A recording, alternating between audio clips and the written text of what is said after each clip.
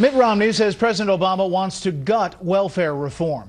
The president's people say they just want to make things easier for administrators and caseworkers. So who's right? Tonight, Chief National Correspondent Jim Angle with a fact check.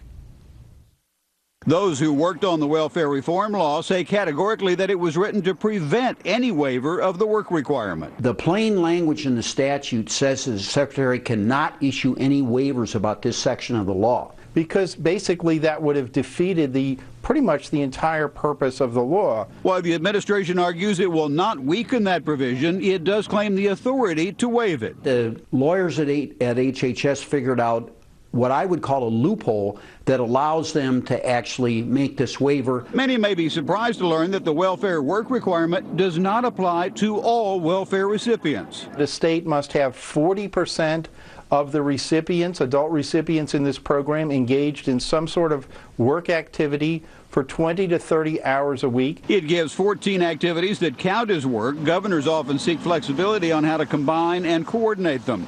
With unemployment high, President Obama had earlier exempted some welfare recipients from work and allowed states to expand their welfare populations. Many lawmakers now argue the welfare dispute is part of a broader trend toward rapidly increasing dependency on federal money of all kinds.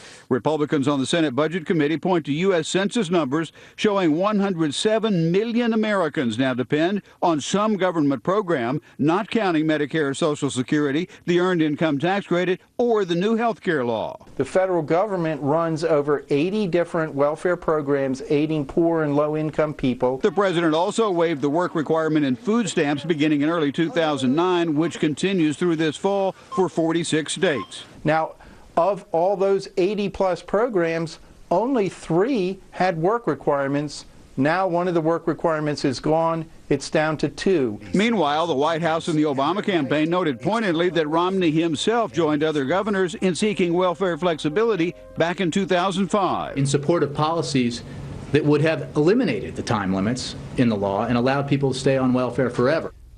But Rector says that's preposterous, that Republican governors weren't trying to weaken the work requirement. They were the ones who were part of the movement to establish it. Brett? Interesting. Jim, thank you.